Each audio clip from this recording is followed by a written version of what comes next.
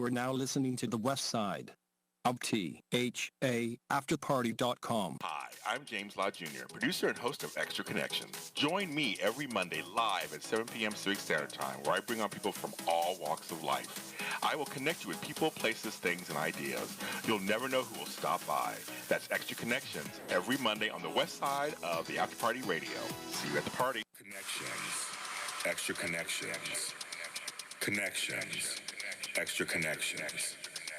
Connections. Extra Connections. Connections. Extra Connections. Connections. Extra Connections. Connections.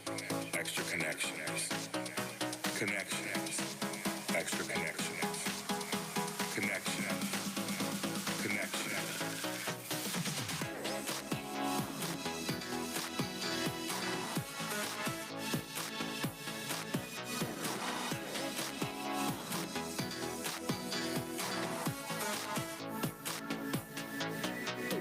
People, places, things, ideas. Thoughts, feelings, emotions, healings. Arts, culture, politics, science. Health, music, acting, dance.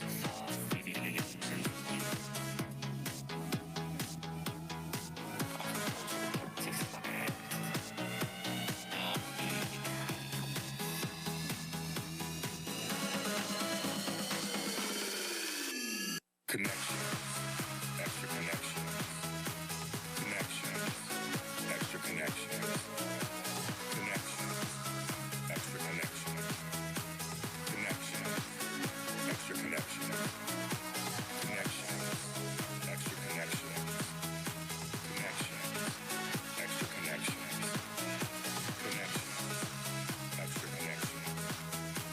Connections. Connections.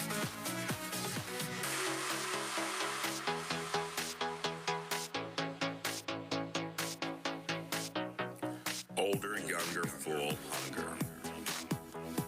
Living life, victory, strife. Arts, culture, politics, science.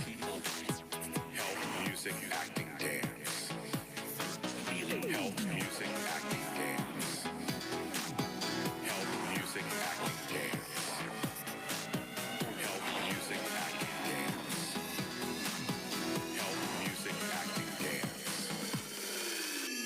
Connections. Extra connections. Connections. Extra connections. Connections. Extra connections. Connections. Extra connections. Connections. Extra connections. Connections. Extra connections. Connections. Extra connections. Connections. Connections. Connections. Extra connections. Connections. Extra connections. My goodness, it must be Monday. I'm back, bitches. It's me, James Lott Jr. Welcome to Extra Connections. And I am here today on the AfterPartyRadio.com. Of course, we're here tonight, and we're going to have a great guest and everything. I'm glad to be back. I was out of town because I had a book signing because I'm that famous. That's why I had a book signing. I was busy at the Grove. The book's called Success Factor X. 50 different celebrities wrote a passage in the book, and I'm on page 1. So go get that book on Amazon. That's right, kids. Page 1. Page 1, bitches. Page 1. It's me.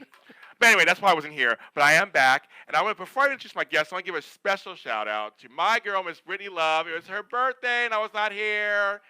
I gave her some presents, and she'll open them up later and all that kind of stuff. But we'll give a shout out to her, engineer extraordinary. I just want to say to you, Brittany, life is good. Life is for you. The world is your oyster. Go get it. Go get it. I'm getting it. You get it too. That's right. And I like to call it black love. Brittany love, black love, all of it. I love it all. My guest. This guy, he's that guy in that thing. You know that. You're like, I know you from somewhere. You're that. Yeah, I know that face. You're that guy in that thing. He's also a comedian. He's been around doing, TV, movies, stand-up. He just came from Provo, Utah, folks. A black person in Provo, Utah. Mark Christopher Lawrence. Hey. Hi, my friend. How you doing? Good, good. We have the 3-name thing in common. James Lott Jr., Mark Christopher Lawrence. That's how we roll. Yep. I want to ask you. Okay, so you were in Provo, Utah, Mm-hmm. doing a comedy stand-up thing. Mm-hmm. Mm-hmm. He was just telling me off camera he saw 3 black folks in Utah, 3. and one was homeless. Yeah. And I was like, how did that happen? How, How do you get homeless in Utah and be black? right. I don't even understand. I figured they'd have run him out of there. I was like, did they like transplant him into Utah and to Provo, and then he just got stuck? I mean, like, I mean, just Well, I mean, even the night of the show, I came out and I tell a joke and say that I was the only brother there. yes. And I said, and again, here I am tonight. And then there was a sister in the audience. Oh, wow. And I was like, what are you lost? but she lived there. Yeah. Yeah. So I was like, oh, okay, all right. She's married to a white guy, probably. Maybe she's a sister wife or something. I don't know. Oh my God. A sister wife. There A you go. sister wife. Yeah. That's right, exactly. Now, I mean, so what's it like doing comedy, stand-up comedy in places like Utah? Like, I mean, what is your comedy do? What do you do? Well, yeah, I just do my regular act. I don't do any of the the difference between black people, white people stuff. I don't do any of that. I talk about my life, and Yes.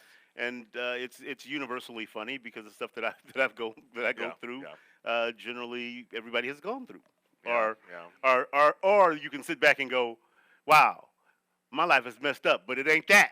Right, exactly. There's always somebody else worse off, right? Of Yeah, course. exactly. For comedy, you say, of course, for comedy.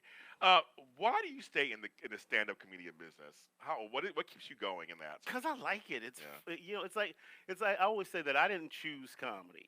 Comedy chose me. Somebody dared me to do it in the Wow. 11th grade, Wow. and I loved it, and I Yeah. couldn't stop doing it. Just kept getting on stage. I had 3 years where I was really busy as an actor, and I didn't do it, and it was driving me crazy. Wow. So I had to get back into it, and once I did, it's just now it's just like You were really missing it. You said you were really. Oh, yeah. So it's something. It's a passion for you. Really wanted to do this stand-up thing. yeah, absolutely, it's fun. So the rush of going on stage, getting that laugh, it must be Mhm. amazing. That high must be amazing. Out of all of the things that I do in entertainment, Yes. the live stuff I like the most, like live theater, Yes. live stand-up, live hosting, that kind of stuff Yeah. I like the most because you affect people immediately. Yeah. Yeah. TV and film, you got to wait for the editing and all that. Yeah. This I have control over it. Yeah, I guess that's true. Right.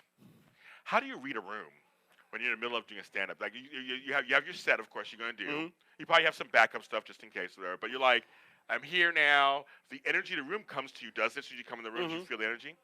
Well, usually what I do is I'm looking at my outline before the show, Okay. and I don't start watching the show until the feature act is about halfway through. Okay. Okay. And then when they're Okay. about halfway through, then I'll start watching and seeing what the audience kind of likes. And then once I'm on stage, I'll start the way I'm going to start. I always know what I'm going to start with and what I'm going to end with. Okay. And so I'll start the way I'm going to start, and I'll sort of follow my outline until something just feels like this line is not really working. Let's go this way. Oh, okay. Now you can feel it when they're not feeling Yeah, I'm sure. what you're doing. It's just like, and the nice thing about being a headliner is you have other stuff to go to. Oh, yeah. Just because you have 45 doesn't necessarily make you a headliner. Right. No, okay. That's true. And I guess also because most people are the headliner, chance they know who you are on some level too, right? Most places or no? Depends. Yeah, sometimes I'm still relatively unknown because funny. most of my comedy has been sort of West Coast Yeah. and then other parts of the world. How interesting. Okay.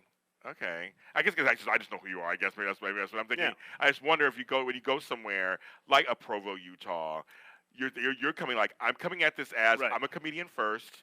I'm going to tell some jokes Well, that hopefully people will. not necessarily. Okay, I mean, tell me. I go there, and most of my audiences this past weekend were Chuck fans, There you go. Okay. Right, he was on Chuck. You recognize him. He was on Chuck. which was great because people came up to me afterwards going, "I had no idea you were a comic. Oh, how funny. We Right. loved you on Chuck, and now we love you like this." That was great. There you go. Just love me. Yeah, Just exactly. love me. Just love me. Exactly. So yes, it's obviously nice that they'll cross over then. I mean, it's Mhm. like some of the things that you've done. They go, oh, you were on this show. I liked you on that, and oh, you're on this, Right. and then, but oh, you're a stand-up comedian. Which there are a lot of actually stand-up comedians who actually are actors. I mean, and vice versa. Yeah. There are a lot. I know Yeah. some that do the stand-up. They may not be big in the stand-up world, but they do stand-up comedy all Mhm. the time, especially Mhm. in L.A. I see a lot of people. Well, it's funny. I'm working on a one-man show right now. Oh, good. Okay. Me and Chris Clobber are writing it, and he approached me about doing it, and he said to me, he says, there's a lot of actors that are comedians, a lot of comedians that are actors. Some of them are really good at one and not the other. And you are very good at both. Right. He says, so here's my idea. And so we started writing this show. Right. And it's basically a one-man show, and it's funny. And Now that's interesting because I've seen some one-man shows, and I know they're not easy to do. yeah, when we first started talking about the concept, it made me a little nervous because I was like, whew. And then next thing you know, we had 10 characters, and I was like, okay, Wow. I don't want to be on stage more than 90 minutes. Okay. I said that's kind of the threshold for people. I think. Yes, that's true. I said so. We do 90 minutes, no intermission. Oh, okay. Just boom, boom, boom, boom, boom. And so, but we'll go ahead and develop all 10 characters, and depending on where we're playing, then I'll pull characters in and out. Ah, okay, that makes sense. Yeah. That makes sense. So maybe not all 10 will be at every show. In every show, right? That's smart, actually. But you make it changeable. But you still have to learn 10 characters, though. Yeah. You have to develop and learn. Well. The process is basically, now that we're getting to the point where we're ready to start seeing and hearing it, the process is to put it on stage. When I'm doing stand-up, bring a character out sometimes, like when I'm working out. So, Okay. and let people start seeing the character, see what works, what doesn't. Ah, okay. And I know you can't say, I mean, this is your show. You can't tell us much, but Yeah, I can't talk about you it. can't talk about much of the show. But I just want to know, actually, though, are you really pulling from lots of personal experience, or is it more a lot of your acting experience? Like, what are you pulling from to create this one-man show? Well, we're a few things. Okay. Stand-up. Okay. So it's stand-up. It's characters. It's I can sing, so I'm insisting okay. on Oh, putting good. some music in it. Okay, good. Right now we have one character that's that sings, Yes. but doesn't really. Oh, got it. Okay, got know it. Yes. And yes. and but then the more I think about it, I go, well, we gotta put a character in there that actually sings. Yeah, you Yeah. guys kind of have to, yes. That's exciting. I love seeing one-person shows because you're taking on a journey, and for me, it's seeing they develop this and that and this and that, and it really takes you along. Yeah. It's like it's not a play, it's not a musical, it's not it's a production. But I just think it's very interesting when you're on there by yourself, and it's kind of like Well, I mean, stand-up, it's the same thing. Yeah. I mean, you're on there by yourself, and in my stand-up, I tend to do a lot of characters anyway. Yeah, yeah. You only see like little pieces of them, Yeah. Like blips. It's like I do what Okay. they call act-outs. Yes. And one of the things I was reviewed in DC Metro Okay. just a couple of weeks ago. I was in DC, and one thing that he said was he brought up Lenny Bruce and Carol Burnett and Tim Conway and how yeah. characters and physical comedy and all that stuff are all these different sort of ways to present comedy. And he paid me the greatest compliment, said that I do all of those things very well in my act. And so it's not just one thing, which I was like, oh, interesting. I never thought of it that way, but yeah. Who are some of your comedy people that you just kind of your go-to comedy folks? The storytellers. Yeah. I like Richard the storytellers. Pryor. Richard Pryor, Bill Cosby. By today's standard, like Brian Regan. Yes. Oh yes. Who's well respected within He's so funny. within the comedian community. He's very well respected. I Yeah, know. yeah. And although I'm a very clean act, it's like I don't limit my watching comics to clean act. Right, of course, right. Because you can learn something from everybody. I used to open with Robin Harris, and Robin Harris told me one time, he says, look, Mark, he says, write clean. He says, because when you're clean, you can work anywhere. He says, a joke that's dirty by premise, you can't clean it up.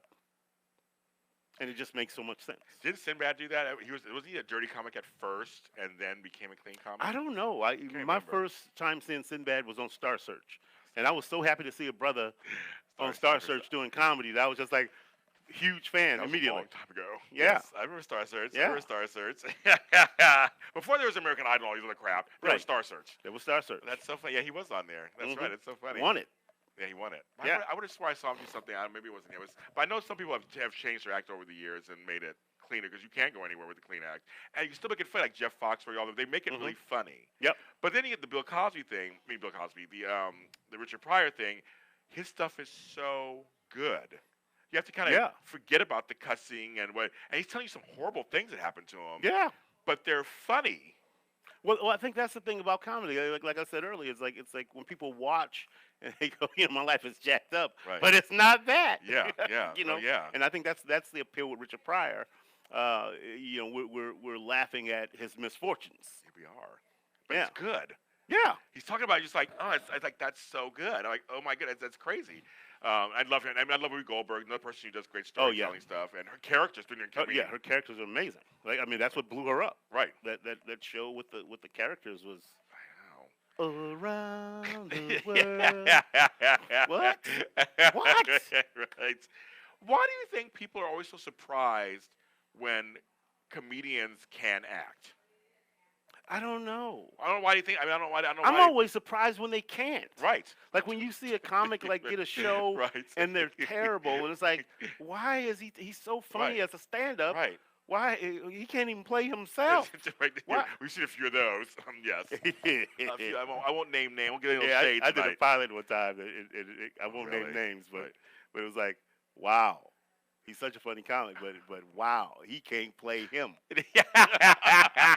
It's a shame when you can't play yourself or a heightened version of yourself. And you wrote it. And you wrote it. Well, I guess there's just some people who just aren't good actors. That's all. I guess it doesn't matter what they do. Yeah, It's but you not- but you figure if you wrote the show, you write it in your rhythms. Right. Right. You know what I mean? You would think so. You Right, would think so. So we're going to take a break. And we're going to take a little break, and we're going to talk about his acting now, because we did a little about the comedian stuff and the comedy stuff. We're going to talk about his acting, what's going on with that, because, again, you see him in all kinds of stuff. This is the After Party Radio, the Extra Connections, and we'll be right, almost said right black. We'll be right back.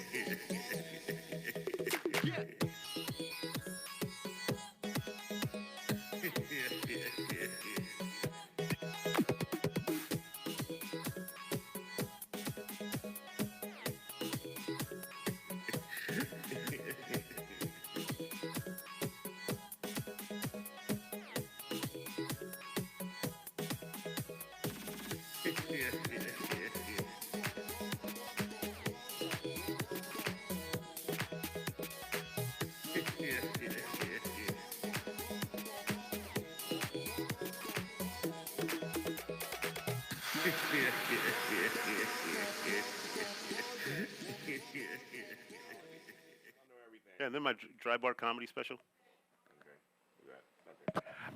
And hello, you guys. I am here. We're talking comedy. I was just busy talking comedy with Mark Christopher Lawrence here on the After Party. This is Extra Connections.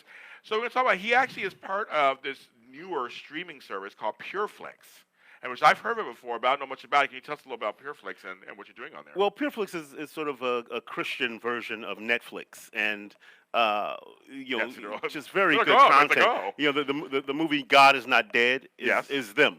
Okay. And so they got in touch with me, and I guess a makeup artist that I worked with one time sort of introduced me on social media Okay. with the head of it. And she said, "You don't know him?" I said, "No." She says, "Well, you should know him."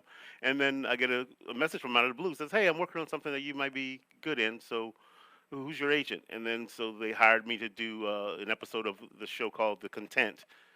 And then after that, then he put me on Malibu Dan, which is a sitcom on PureFlix. So I did 4 episodes the first season, 3 the second season. Robin Gibbons played my wife the first season. What? From there, they allowed me to develop a talk show with 6 episodes called Pure Comedy. So yeah, it's a great space to be.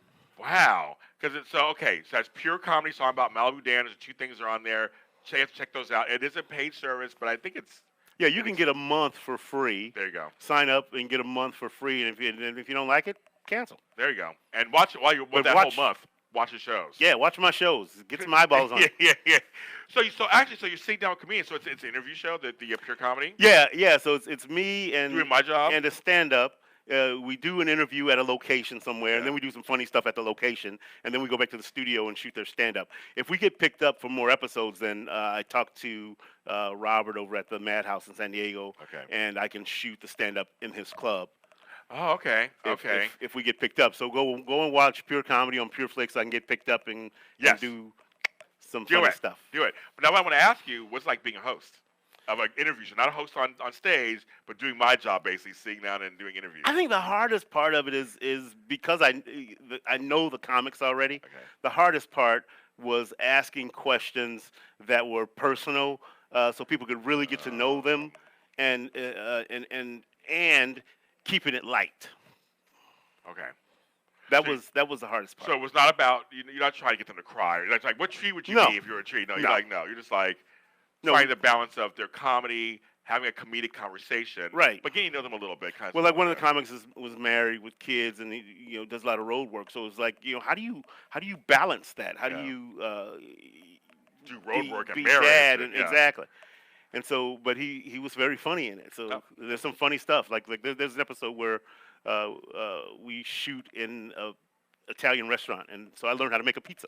Oh, okay. And there's funny stuff. Wow, okay. Let's hear that. That's good. But no, there's folks nowadays people are hosting more. My field's getting crowded. But not everybody can host either. I blame blogs and podcasts. Yes, exactly. The world, everyone has a podcast. You get a podcast, and you get a podcast, and everybody has one. People keep saying I should get one. I was like, I have no idea what to do. Like, well, basically, it's this. You just would have no video. You just would sit and talk, I guess. But no, and actually, you bring up a good point. It's not. You just can't really. Everybody thinks they can get a podcast. Actually, just work at it. Folks. Right. Actually, you have to. Like, why would anybody listen to you? exactly. And how'd you do it? Well, that's the thing. It's like I've never thought that I was interesting enough for people to just sit and listen to.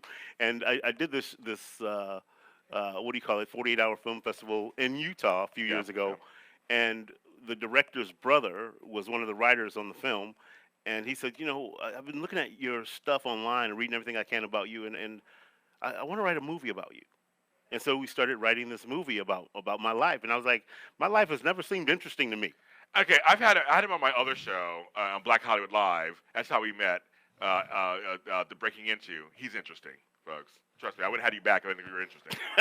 Like, hello, he's interesting because you have been around for a while and you've done a variety of things in the business. Yeah.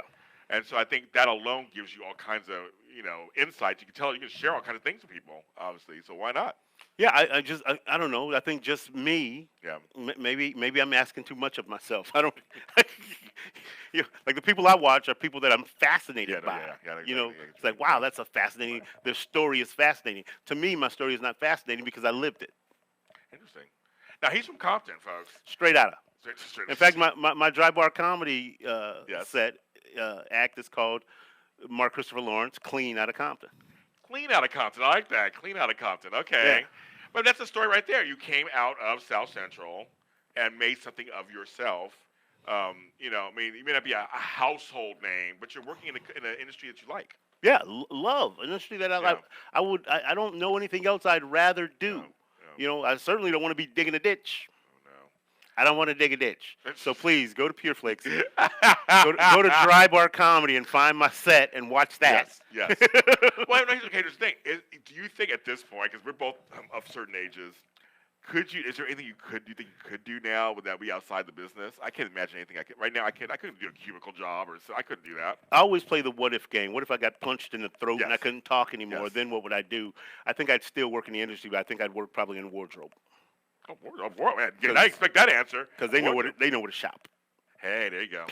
I like that. I would not say the answer, Faye, but that makes sense. Yes. That's kind of funny. That's a good question to ask myself because actually I did lose my voice last year. I couldn't talk, so I'm like for a while. So I'm like, yeah, what?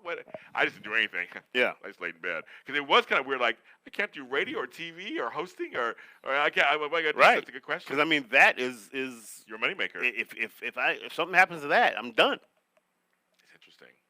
It's interesting. You know, I think, well, or you have to learn how to sign and make that interesting. now knowing you probably could. Knowing him, he probably could, and make it interesting, and really make it interesting. I'm sure. Probably, yeah. Well, clean. You make it clean, stuff like that. You have a thing called Prayer Duds. Yeah.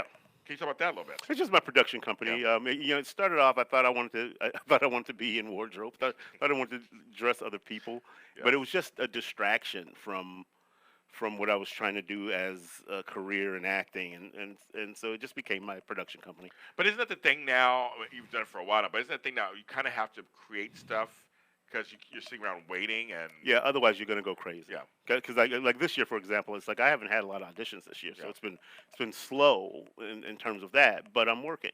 So So you're busy. You're out there doing stuff. yeah, You're busy, and you're out there just creating opportunity. I think that's a great thing to show people out there. This business is not for the faint of heart. This business is Right. not for the faint of heart. You have to really love this. It is. it's a roller coaster. Right. It's a roller coaster. And 33 years in SAG this May. See? Yeah. See, that's So something. it's been a journey, and sometimes I'll see some brothers that I used to audition with, and we're all still in the game. They go, Yeah. well, we're still in it. Still in it. I was told by, I think it was Ed Asner. I mean, Mm. we're talking 9-time Emmy winner, Lou Grant. Mhm. He's a friend of mine. I've interviewed him several times. He said, I just stayed in the game. I've just stayed in it. He goes, the longest people just stay in it, because people drop off. They do. They Oh, go, yeah. oh, it's too much. I can't do it. I'll go over here. And at some point, drop off. He goes, I just stayed down the road. Yeah, That's why I'm still here. He's still working. yeah. That's the thing. I believe it was Martin Luther King who said longevity has its place. I'm recording MLK Jr. Okay, that's good on this show. I love it. You know, it He's makes right. sense. He's right. He's right. Do you think it? Well, I have to ask you this. Do you think it's better for black comedians these days? I think it's tough on comedians altogether right now. I think the climate Oh yeah. of comedy is diluted by people's thin skin. There you Get go. over yourselves, Yes. people. Yes. You know, take the joke. Right. Understand that it's a joke and be willing to laugh at yourselves. I agree with that completely. We've got a little too PC. Oh man. A little too. Man. Everybody's in the cancel culture now. Well, you said this, or canceled.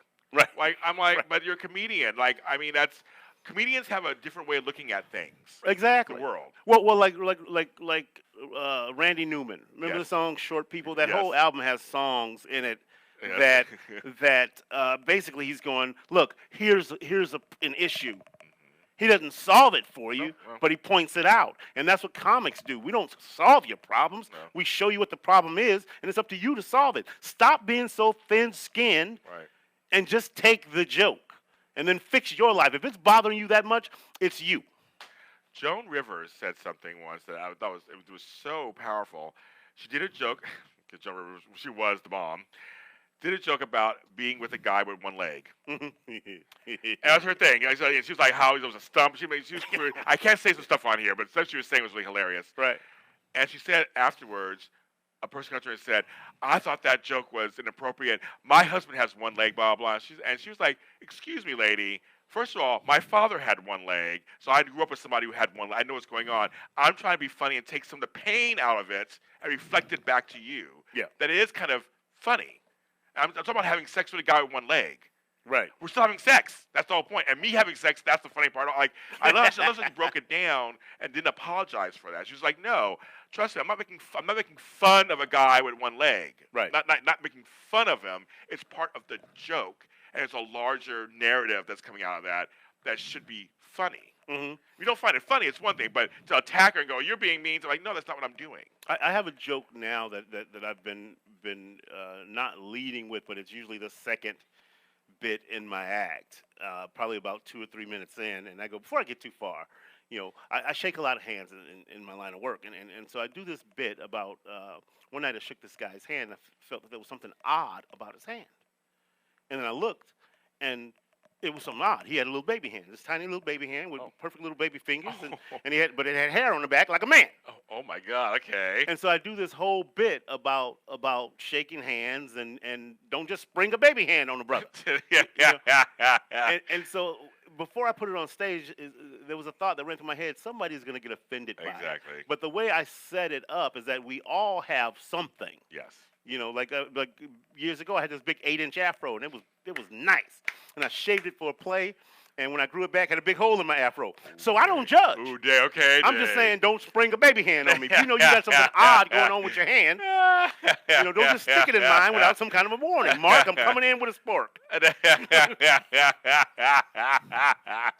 Totally. And now, after the show, every time I do that joke, half the audience comes up to me, want to shake my hand. Oh, that's so funny. Okay. Because I preface it by saying, I can tell a lot about people by the way their hands feel in mine. Yeah. Shook a guy's hand one night, and his hands were so rough, I could tell he was a hard-working man, manual labor. His hands was rough. I'm talking real rough, like stale oatmeal cookies. Whole time I'm talking to him, I'm thinking, I hope this dude don't slap me with these oatmeal cookie hands. He slap all the skin off your face. So after the show, people they want to shake my hand. That's this really lady said to me one day, she shakes my hand, and she goes, so what can you tell about me? And I said, way too much. Oh, okay. She loved it. I know she loved it. Oh, yeah. I know she loved it.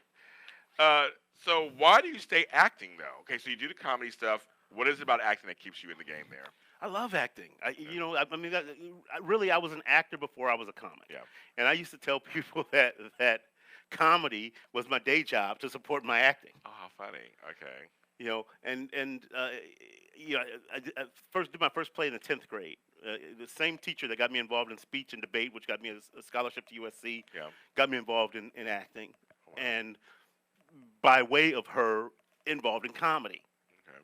And I just love it. I love being able to affect people. Like 2012, I did 2 plays. I did Raisin the Sun, Top Dog Underdog. Oh, okay. Had a week in between the 2 plays. Oh, my goodness. And ended up San Diego Critics Circle Outstanding Actor of the Year. I was nominated for Best Actor in both plays. Oh my goodness. So I was out of the 6 nominees, Yeah, I was 2 of them. That's crazy. And after both shows, people would come up to me, and I had affected them so deeply. This one lady, after Raising the Sun, she came up. She was probably in her 70s, came up crying, and she says, "We didn't get it right, did we?" Wow. She felt so much pain Yeah. from Walter Lee's pain. Yeah. Well, your performance. Yeah. You're a conduit of that. Yeah, and then in Top Dog Underdog, my character got killed by the end of the play by his brother. Oh wow. And every night somebody came up to me just sobbing. Wow. And you affect people immediately. Yeah. And it's the same thing with stand-up. Yeah. It's like I did a show at a church in Eureka, Missouri, and we were talking after the show, a little talk back about comedy and acting, just let them ask questions. Yeah. And they said, if you were a superhero, what power would you want to have? I said I'd want to be able to heal, people. Even if I could only do it for a year, if I could go around the world and heal people, and at the end of the year I would die. I would rather do that if I had that as a superpower. That's deep. And this lady stood up and she says, you do have a superpower. She says, you are a healer. She says, I haven't been out of my house in probably 18 months, and my friends drugged me out here tonight, and I haven't laughed in over 2 years. Oh my God. She says, and I laughed so much tonight that tomorrow I feel like I can get up and I can go out and I can enjoy myself for a little bit. I can almost start crying. That's And so you don't know how you're going to affect people. Yeah. Go ahead. I did a book on tape called Affabel. It was based on the book Driven by Eternity. Oh, okay. And this lady sent me a thing, an email through my website, and said, years ago, I had a falling out with God. Okay. She says, and I felt like he had abandoned me.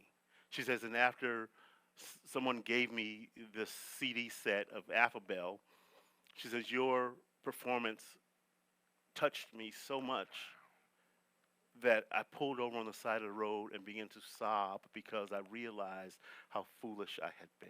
Wow. She says, I felt like, wow, how can God forgive me? She says, but it was, your character who felt the same way Yeah. in this thing, and I was like, oh, that's me. Yeah. So you affect people with acting, and that's why I love it so much. I'll tell you, because I work in television, obviously, and I work in radio and everything, and I tell people all the time that the arts are important to society and health. Just as important as politics and law and medicine and stuff. Hmm. Art, TV isn't frivolous. It can be. There's shows that are, whatever. But it can affect change in people. Oh, absolutely. Comedy can affect change in people. Stand-up comedy can affect, like, these things actually are not these little, oh, I don't like that stuff, it's just whatever. It's just like, no, it actually, there's some good stuff out there Yeah. that really change people's lives. Yeah, absolutely. I remember when our current administration took office, and one of the first things that they were doing was they're going to cut the arts budget. Of course. And the gentleman who's leading the charge, I can't remember his name right now, but he said, well, there's no documented evidence that the arts has taken anybody living in poverty anywhere and saved anybody. And I said, I am living proof that the arts will put you on a different path to life. I clearly, as I grew up, I grew up in Compton. We saw the change of Compton from, we moved there in '69. We're the second black family on our street. Okay. By '74, all the white families had moved out. White flight. The gangs had moved in. Yes. And when you put a frog in a pot of water and you turn the heat on, as the temperature starts to rise, the frog doesn't jump out because he's living in it, and he's adapting to his environment. And it's the same thing with me living in Compton as it changed. When I look back on it now, yeah, it was a volatile situation, but as I grew up in it, that was just my existence. That's just the way I lived. So I wasn't afraid of it. It was just my existence. And because I lived that way, and luckily I had grounded people around me in my life, and I was able to see that this sort of tightrope that I'm walking between gangs and living my life the way my mom wanted me to live was not a good one. And luckily I ran into Mrs. Schilling, who got me involved in speech and debate and acting, and it changed my life. Arts. The arts changed my life. I am doing what I do for a living because of the arts, you buffoon in Washington. Hello. The arts are important. And we're going to stop on that note, take a little breathing, have some water, and we'll be back more with Mark Christopher Lawrence here on the After Party Radio, Extra Connections.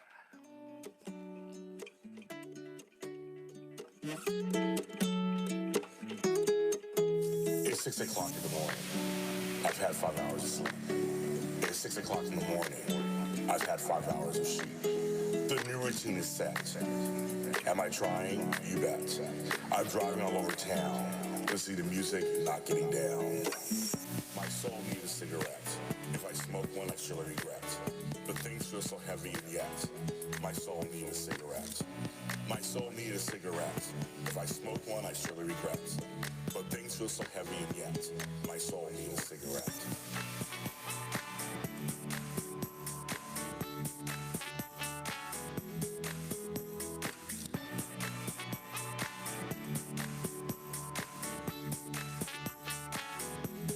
My soul needs a cigarette.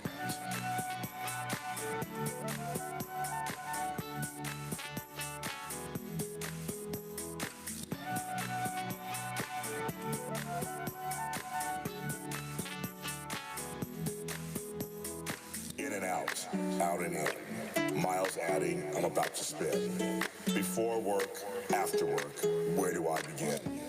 Always on call, trying not to fall. Feeling like a rag doll, I can't do it all. My soul needs a cigarette.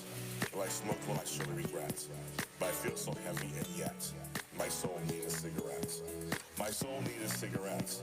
If I smoke one, I surely regret. I feel so heavy and yet my soul needs a cigarette.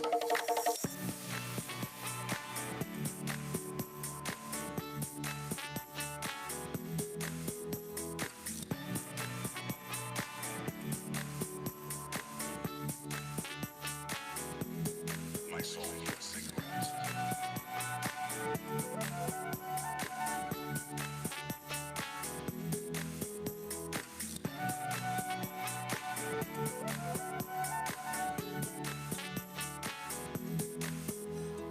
family. I love them all. This is a trying time. If I wasn't there for them all, it would be a crime. Every day I find the strength, no matter what great length. I will be fine, you can bet, even though my soul needs a cigarette.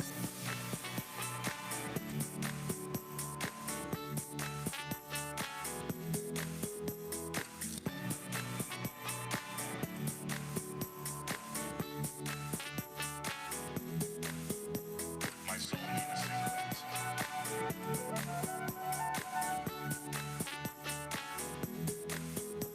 My soul needs a cigarette.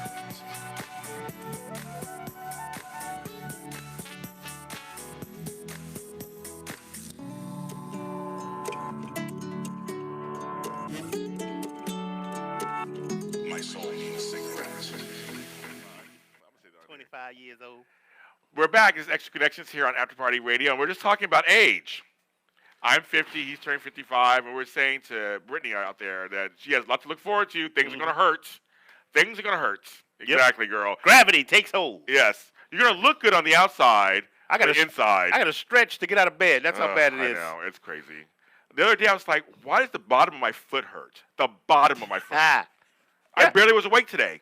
The bottom of my foot was hurting. I woke up one morning. I wish I was joking. I felt like every bone in my ankle was out of place. See? I know. Why? Why? It's crazy. But we're grateful, two black men, grateful to make it to these ages. Amen. Shady Monday. Double nickel.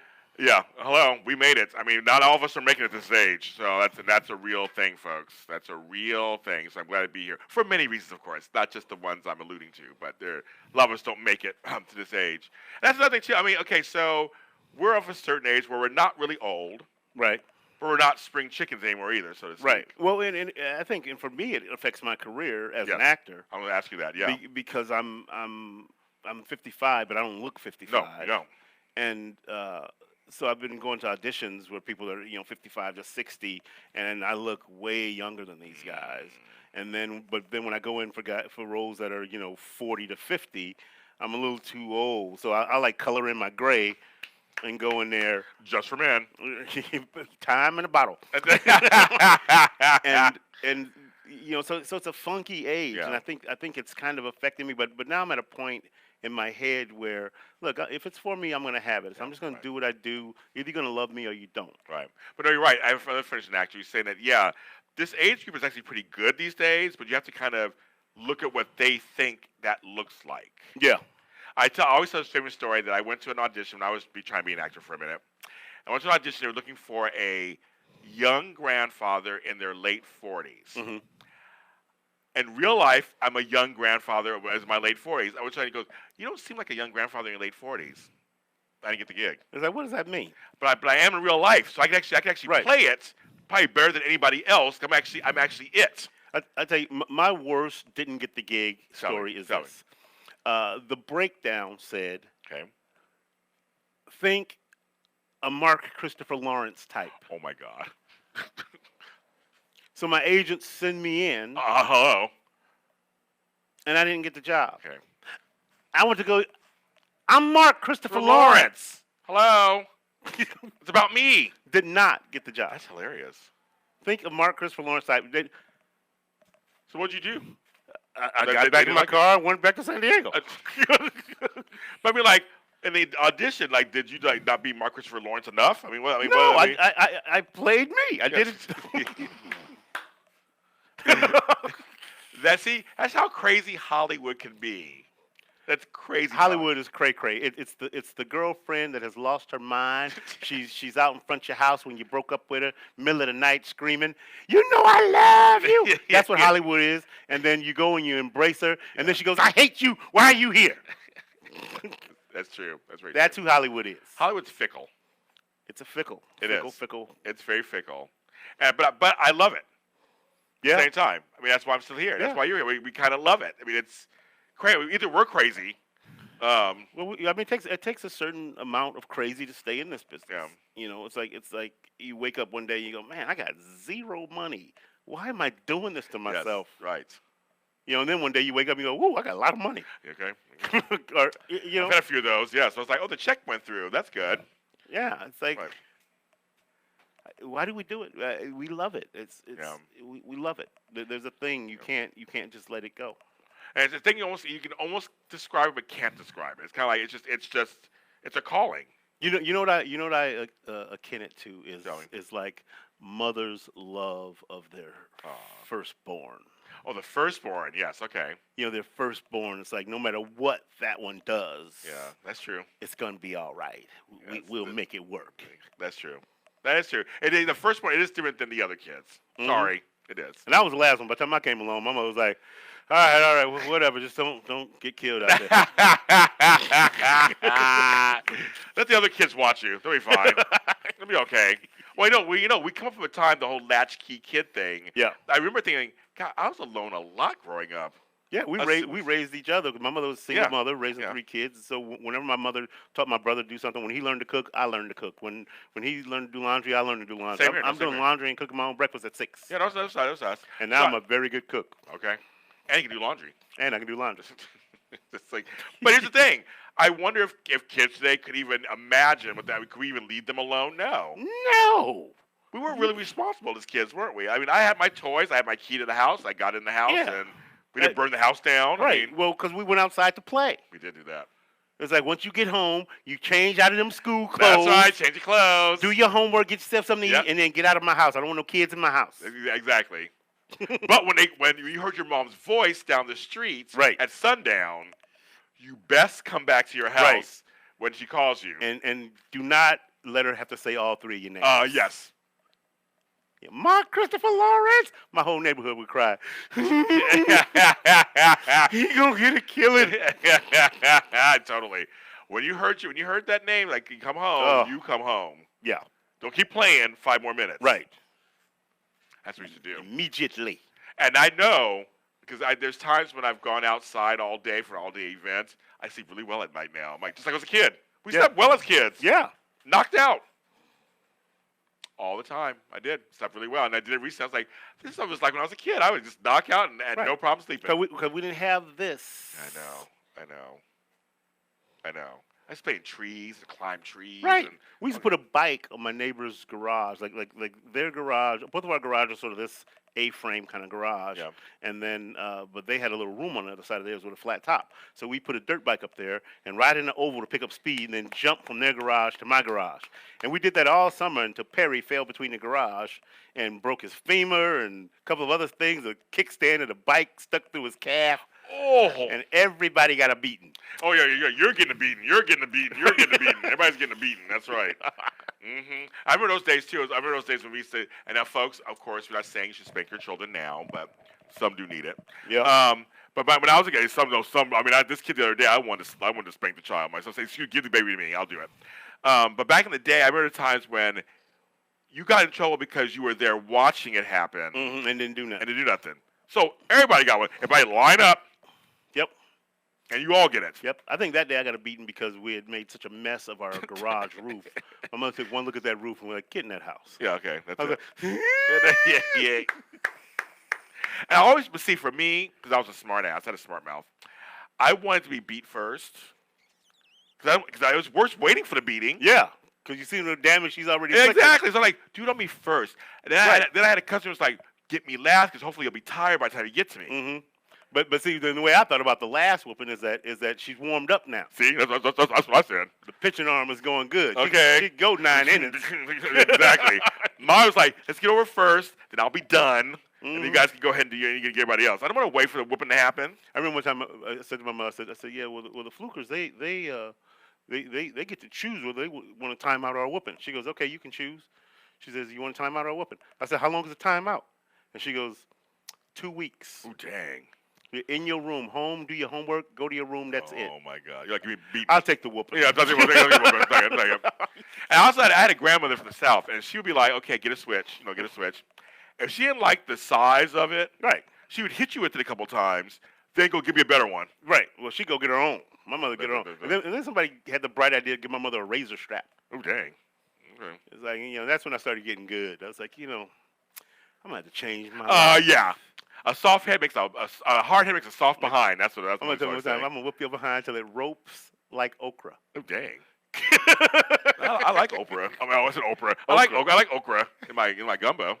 Yeah, no, it's just kind of funny. I mean, and those kind of things, and we're kind of joking about it now, but those things actually help make us who we are today. And because it's hard raising children, first of all. Mm-hmm. Black children can be a little rougher in some neighborhoods.